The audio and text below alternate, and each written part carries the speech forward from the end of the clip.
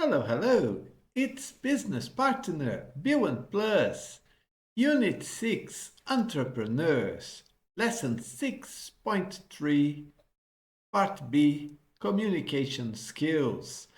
We had in the last video the first part, communication skills, and we had those videos about Paula pitching their product, ProManage, to two people from Mexico.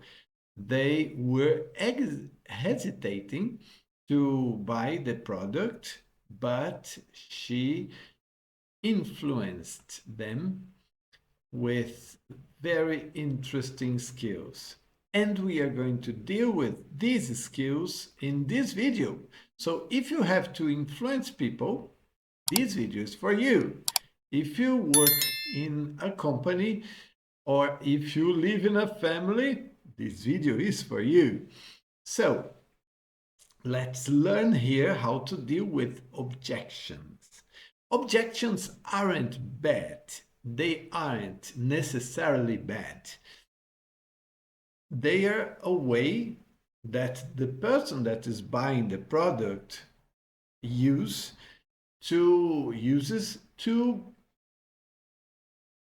the person uses that to show that there are some things that they don't understand or they have issues to be solved before they close the deal and the sale can be closed.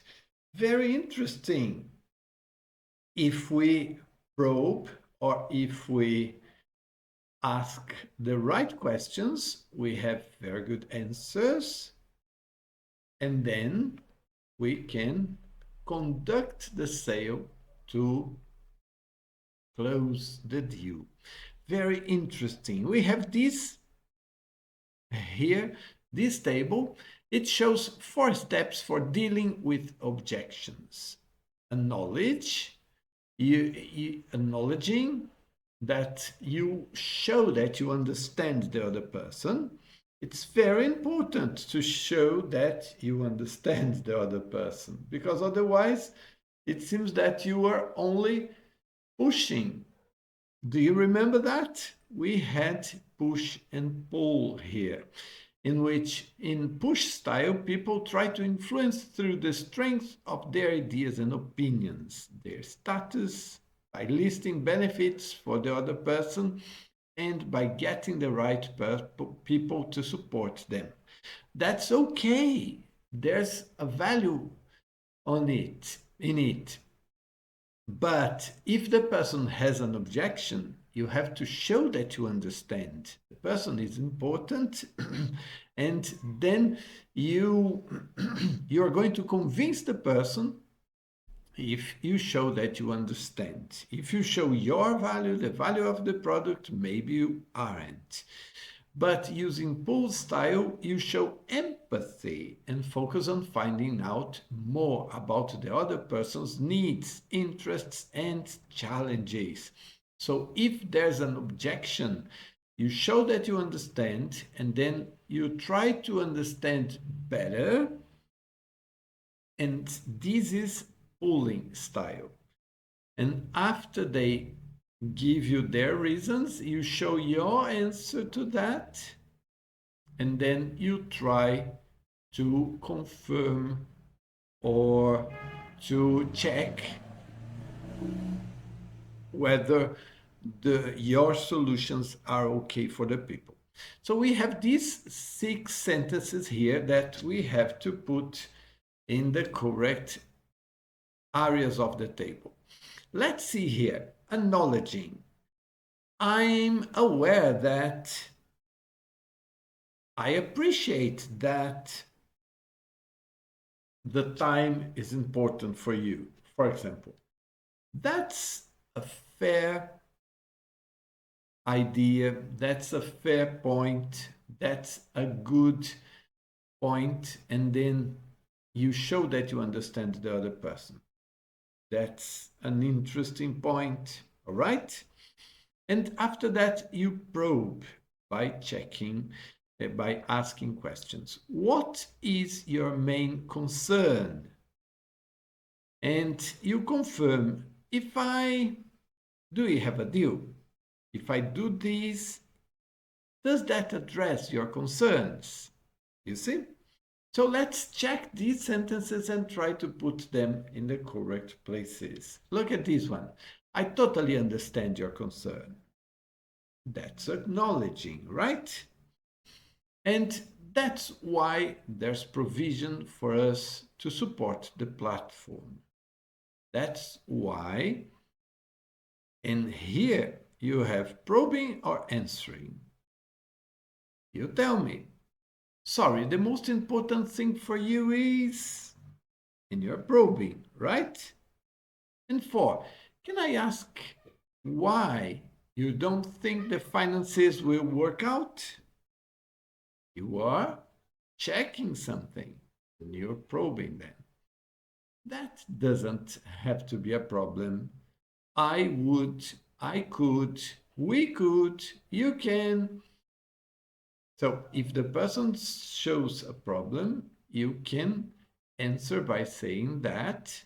And how does that sound? Because you gave an answer, you gave an idea here, then you try to confirm how does that sound. So this is a very good checklist for you, for us, to deal with objections. Shall we go and put them in the correct places? Fast, easy, if the computer works. Oops, sorry. I'm aware. Number 1, right? Goes here. Oops. Yes. What is your main concern? Sorry, the most important. What's your concern? That's why there's provision for us. You were given an answer to a problem. Sorry, the most important thing for you is you're probing. It's not going to stay. It stayed. 4, can I ask why you don't think the finances will work out? Again. 5, that doesn't have to be a problem. No, because you're going to do something to solve the problem, right? How does that sound? It sounds good to me. Yay! So you can take a print. All right. Let's move back, and now we have a dialogue to be put in the correct order. I'm not going to give you this, but we are going to read the sentences and learn more about what they say. Put the dialogue between a salesperson and a client into the correct order, 1 to 9. 2 lines have been done for you to make things easier. I don't know, it's a lot of money. So that's the objection, right? So we have to find an answer to this objection. What should it be? We are going to read the sentences and analyze them. It sounds good. Yes, we do. So this is the client showing that they accept the offer. But it's probably in the end, right? Otherwise, they would keep trying to sell. Is that interest-free? Who do you think would ask that? The client, the salesperson? Is that interest-free? When do people pay interest? When they take a loan or when they still owe money to other, right? Who would owe money? The client, the customer, or the salesperson? Think about that. That doesn't have to be a problem. You could pay in installments to spread the cost. Say 10% a month. So 10 installments. Installment is each part of the money that is paid of the whole value, the whole price. It's someone offering, right? Can I pay? Who pays? The customer, not the salesperson, right? So if you say you could pay, who's saying that? Let's go to letter E. I appreciate that this product is top of the range. When you say a lot of money, what sort of price did you have in mind? Well, $10 is fine for me. Okay, but look at this wonderful sentence. The person said, it's a lot of money. What does the salesperson says? Oh, I'm so sorry. Are you sure? I wish I could sell you by a smaller price. No, there's value in the product. So I appreciate that this product is top of the range. You see, you are showing that there's value inside. Very good sentence. And it's the salesperson who says that. Yes, that's right. We can't afford to buy it right now. Okay, who's going to pay? The customer, right? We can't afford, we don't have enough money. Yes, if I arrange that, do we have a deal? Who has to arrange something? Not the customer arranging money. It's probably the salesperson trying to find a solution to the customer's problem, right? Sorry, the most important thing is your budget for equipment this financial year. It's number 4. Okay, so it's the salesperson. Customer, the odd numbers, or 1, 3, 5, 7, and the salesperson, the even numbers, 2, 4, 6, 8, right? Okay. Letter I. Well, you see, we've spent a lot on office equipment this year, and we can't afford to spend more on it this year, on equipment, right? Very nice. So after we create the dialogue, it would be wonderful to practice the dialogue. In your live lesson, you're going to do that with your teacher. Okay? Good. This is it. But it's a very interesting thing to see a dialogue like this, because if you negotiate with others, if you try to influence others, you try to do this. And this is a very good table. Okay? Let's have these extra activities here that are very good. We are working on this language, and we have to unscramble this functional language in these sentences. Put the words in each phrase in the correct order. But there's something that the book doesn't say here now. This will be part of a dialogue. So imagine that there will be a dialogue with these sentences, okay? Let's start. Main is concerned what your. Oh, capital letters, so it's the first one. No, not necessarily, because the first one that you put becomes with a capital letter. So these aren't necessarily the first words in the sentence, but probably it's this one, right? What is your main concern? The second, what that I appreciate you a pool. A pool could be many people doing something, or a swimming pool. I don't know. I do know, but let's imagine what kind of pool it is, right? There's also a game called that way. Do you remember in the non-acknowledging part of the table? I appreciate that you. This is a chunk. I appreciate that you want a pool. You were saying that. Point that's fair. Or that's a fair point. So I understand that. I judge that it's okay. It's correct. Good. Look at this one. This one is wonderful. How does that sound? Good. All right. Oh, sorry, I didn't give you time to take a print. You can go back and do it. Let's go to the second part of the sentences. And we have here, have that doesn't a problem be too. Doesn't have to be a problem, right? That doesn't have to be a problem.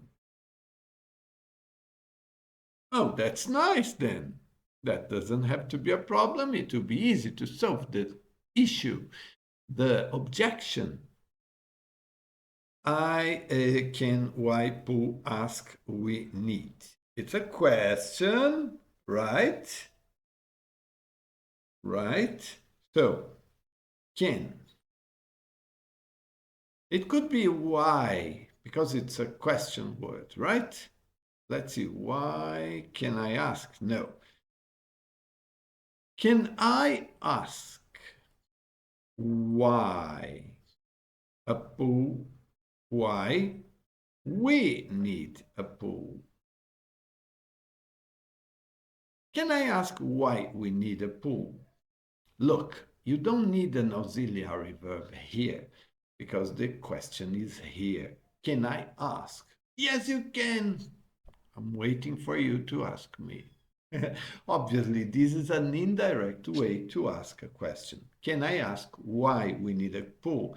Oh, because I love swimming pools. Right? The question isn't really, can I ask or can't I ask? Right? The question is why we need a pool, but this is the construction, an indirect way that is polite to ask a question. Do we deal have? You know that sentence. Do we have a deal?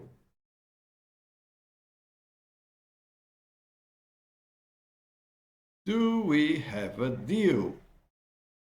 Combinados in Portuguese, but right, do we have a deal? And here, look, it isn't a question. It's a full stop here, a period. Important thing for you. The most important thing for you is hygiene. Right? It isn't a question. Otherwise, it would be, is hygiene the most important thing for you? But it isn't a question. Okay? Look, you can take a print if you want. We have the sentences. Okay? Good. But look, I said that would be part of those sentences would be part of a dialogue. And we have it here. Now complete the dialogue using the phrases A to H from exercise A. Oh, we already had the sentences here. Why were we doing the exercise? Because that's the way to practice, right? So, which sentence answers this sentence here? It's too hot to go there on holiday at this time of year. What could be sentence 1? What could be sentence 1? I understand that. Do you remember the first thing? When we have an objection and the objection is going there at this time of year. It's too hot for the person. The salesperson should acknowledge that. That's a fair point.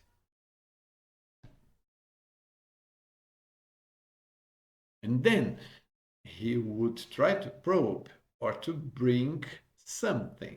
Okay, what could the person say to check if this is everything? What's your main concern? I appreciate that you want a pool. That's a fair point. How does that sound? That doesn't have to be a problem. That's a fair point. That doesn't have to be a problem. Oh, but it's a question. Okay. Can I ask why we need a pool? No, they haven't talked about a pool yet. Do you have a deal? Too early to ask that. The most important thing for you is hygiene. So that's a fair point. How does that sound? Doesn't sound good, right?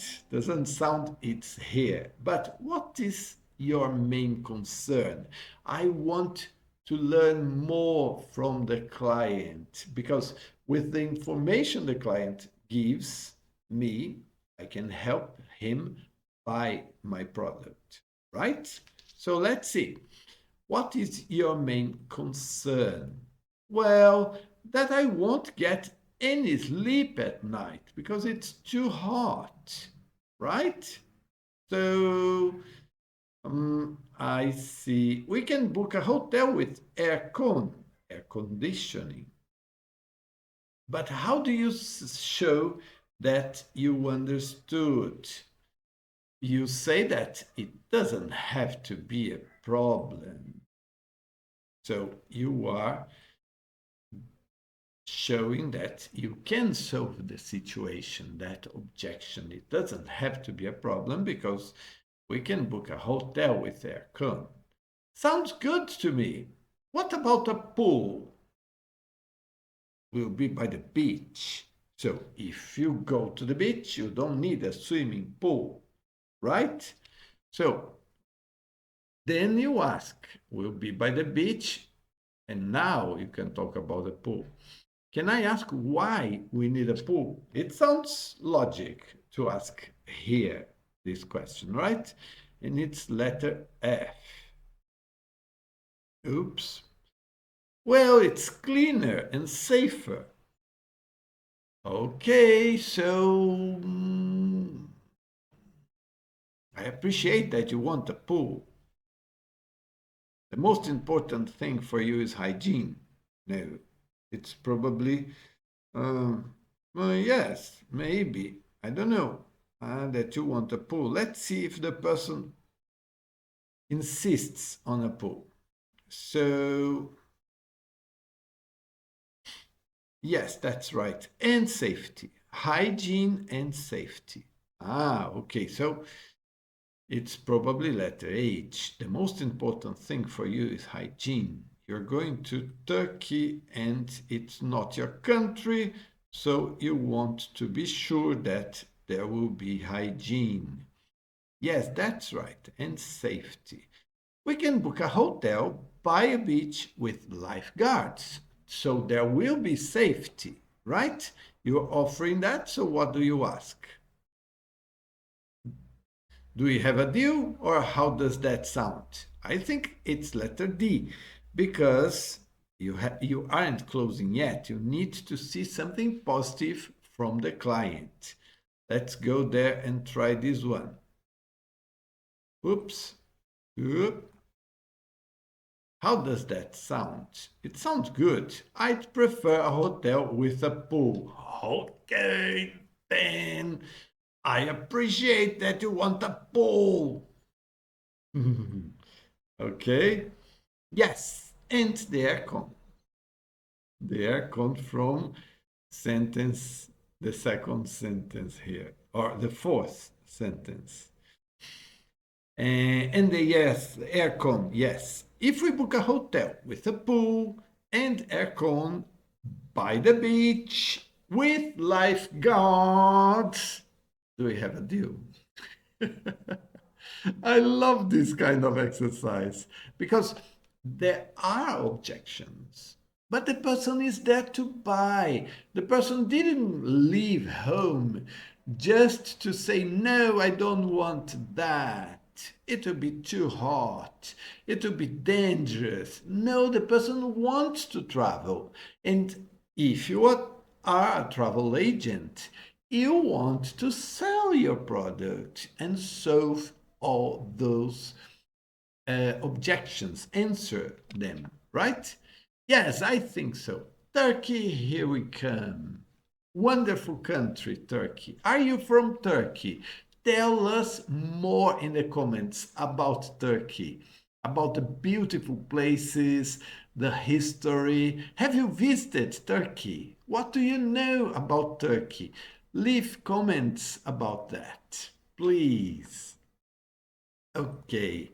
All right. So after all this, we have the task for the lesson. What is it about? It's very, very interesting because we have 4 different situations and we can practice all them during the live lesson if we have time. Otherwise, you choose one that interests you. Look at the situations and your partner's possible objections. So we should try to find objections for those situations. Prepare your ideas and plan what you will say using phrases from exercise 7. These wonderful sentences. And we have a speaker A that's trying to persuade your colleague to come in to the office with you on Saturday. Oh, but it's at the weekend. Your objection is that it's the weekend. So you try to negotiate. Speaker A tries to convince the other one. I remember that there was a job in which when my boss asked me to work long hours, I would ask for pizza and he would always give me pizza. That's a good idea, isn't that? He didn't pay extra, but he paid with a pizza, and that was okay. Persuade your friend to go bungee jumping with you. Your objection is that it's dangerous. Would you try bungee jumping? I'm not sure if I would try that, but it sounds exciting. Persuade your boss to pay for your business school course this summer. Your objection is that it's expensive. Why am I going to pay for your tuition? Why would I pay your tuition, the price of the school? Oh, because I'm going to be a better worker here in the company. It sounds a good argument for me. And for you, what do you think? So the idea is to negotiate. Okay. Number 4, persuade your boss to let you work from home 1 day a week. And then the boss has an objection. Your objection is that you need to have him or her in the office to talk to him or her. So you work with a partner to create these ideas, but then you're going to have another partner to do this conversation. Okay, we had in exercise 8 a very nice example of a conversation in which you acknowledge the other person's ideas, objection, and then you give your point of view and you ask a question to try to see if it's okay or there are still objections, and then you answer to the objections and you try to confirm and have a deal. This is what we are going to do. In this exercise when we do it, because then you are going to work with another pair. Did you succeed in persuading your partner to do the things you wanted him or her to do? Did you follow the 4 steps from exercise 7? Let's try to follow the steps. Maybe in real life, after the lesson, you aren't going to need the 4 steps. but let's learn and practice them, because then it's going to be easier for us. We are going to have tools to work better. If necessary, you use them. If they aren't necessary, there's only a weak objection, you solve the problem and you close the deal. But otherwise, try to use those steps to be more successful. You are getting a better negotiator after this lesson. So please leave your like in the video and, if possible, leave a comment as well. You are already subscribed to the channel, aren't you? And if you're really happy with the ideas and you're going to earn much more because you're learning this, you could consider giving me a cup of coffee, right? But the interesting and the important thing is that we are learning together. It's really good. And I hope that you found these phrases useful, this structure, these ideas, these dialogues, to be able to influence others more successfully from this time on. See you in the following video. Bye bye.